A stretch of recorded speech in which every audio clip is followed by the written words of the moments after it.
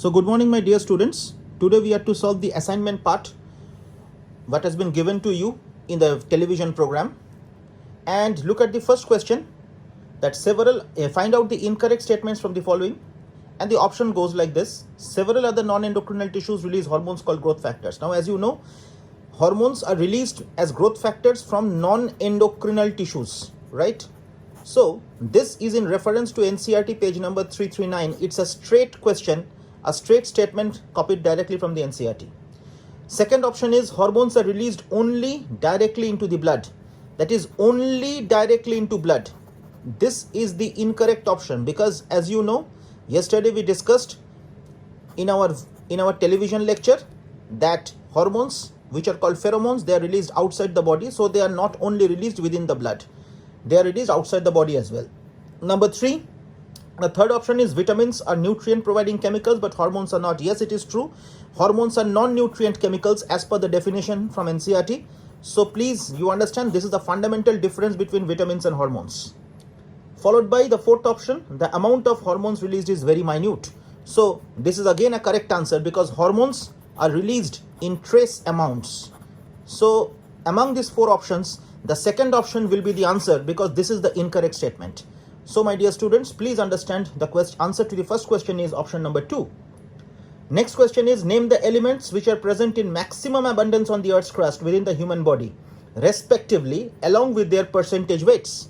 So along with their percentage weights, actually the value both in case of earth's crust and the human body, actually the most abundant substance that is present in both is oxygen.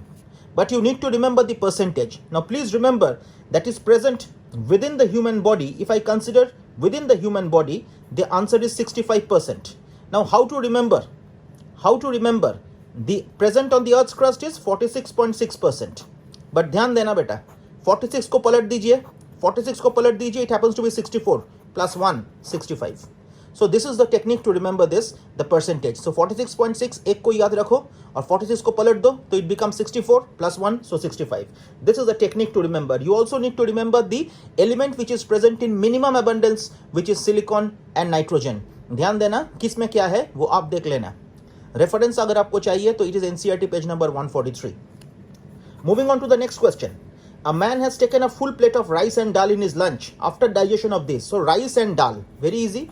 Rice खाया है, चावल खाया है और दाल खाया है. अब इसका डाइजेशन हो गया तो सोचिए राइस क्या है, बॉइल्ड स्टार्च, दाल क्या है, प्रोटीन. तो इसका डाइजेशन अगर होता है तो ultimately it will convert into glucose.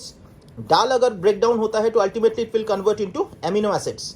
So glucose हो गया या तो एमिनो एसिड हो गया, दोनों केस में आएगा, प्राइमरी मेटाबोलाइट में आएगा या सेकेंडरी मेटाबोलाइट में आएगा. The answer is both will come under primary metabolites. You remember I told you those substances which help in the normal physiological activities of the body are called primary metabolites.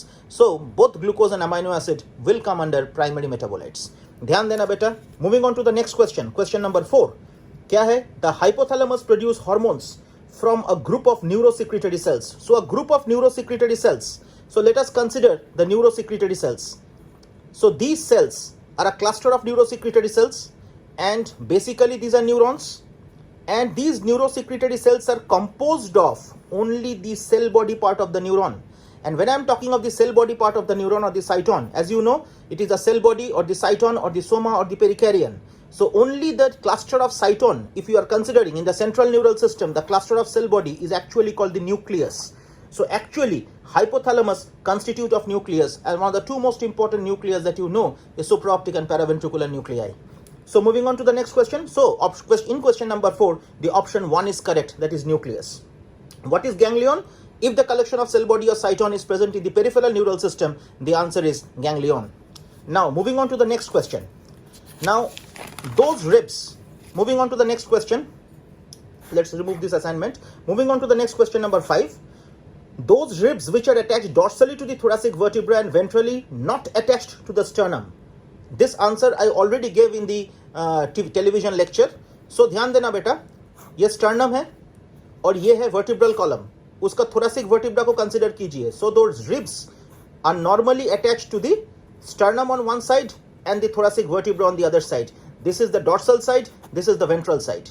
अब ध्यान देना, these ribs which are attached to the sternum on sternum ventrally and vertebral column dorsally, those ribs are called true ribs. So what are true ribs? Those ribs which are attached to the thoracic part of the vertebral column dorsally and the sternum ventrally, those are called the true ribs. And which are false ribs? Those which are attached to the thoracic vertebra dorsally but not attached to the sternum are called false ribs. So the answer is false ribs only. ठीक है, floating ribs नहीं होगा because false ribs कितना है बेटा, ये 1 to 7 है.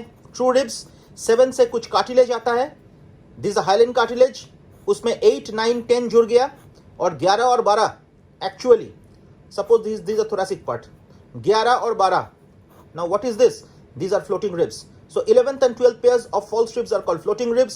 8, 9, 10 are true false, they are false ribs. So पीछे thoracic vertebra है, anteriorly sternum से directly जुड़ा नहीं है, those all are called false ribs. So from here to here, so 8 to 12, 8, 9, 10, 11, 12, all the ribs are called false ribs.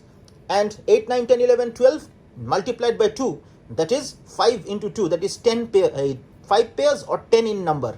इस पे ध्यान देना, कल जो सवाल मैंने दिया था आप लोगों को वो भी क्वेश्चन नंबर 5 ही था, that is 5 pair will be the answer. And here I just asked you the definition of false ribs. Moving on to the next question.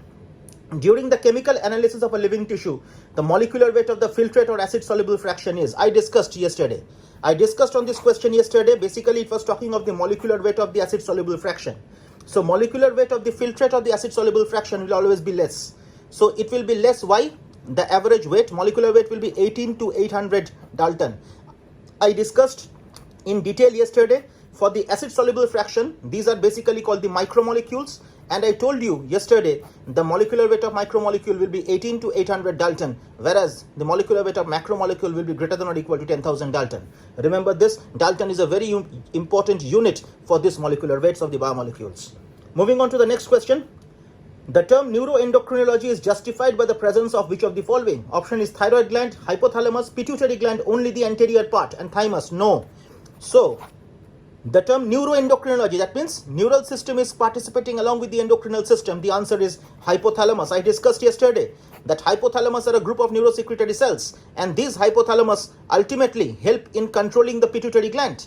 The hypothalamus is actually helping in the control of the pituitary gland. So this is the pituitary gland, as you remembered, and here is the hypothalamus. So it is releasing hormone or release factor, or the inhibitory hormones or inhibitory factors. So remember one thing, whether the hypothalamus is releasing release factors or whether the hypothalamus is releasing inhibitory factors, this hypothalamus is basically a cluster of neuroendocrinal cells. So the concept of neuroendocrinology actually originates from the concept of hypothalamus. So please be careful on this.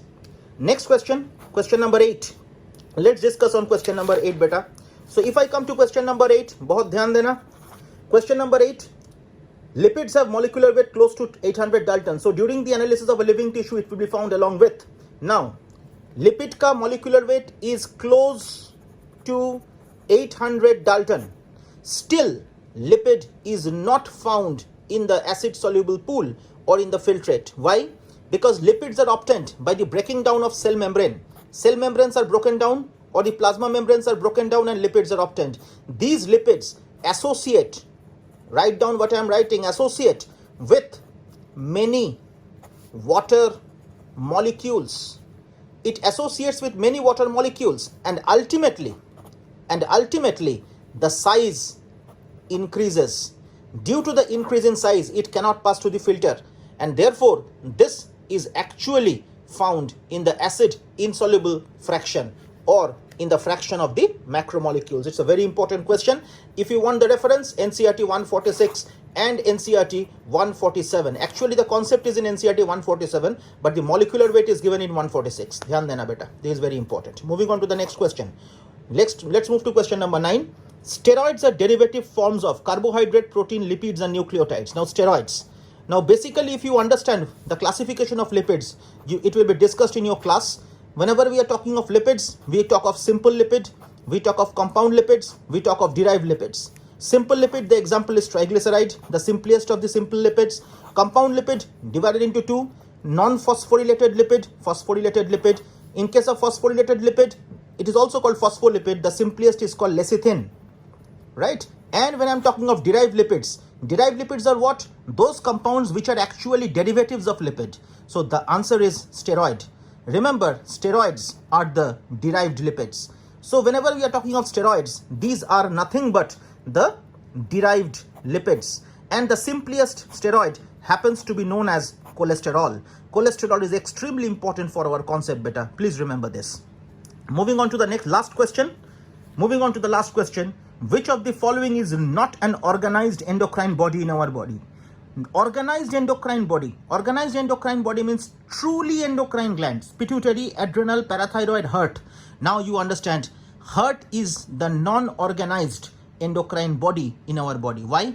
Among the following, actually, heart, liver, kidney, hypothalamus, these are all non-organized because they release hormones. Heart is releasing a hormone called, in question number 10, heart is releasing a hormone called ANF. Full name is atrial natriuretic factor. You get this, you get the name of this hormone in two parts, one in page number 297 and another in chemical control and coordination. So please understand, atrial natriuretic factor is released from the atrial myocardium of the heart, and therefore heart, though not a true endocrine gland, still it releases hormones, and therefore it is also called a non-organized endocrine body of the body.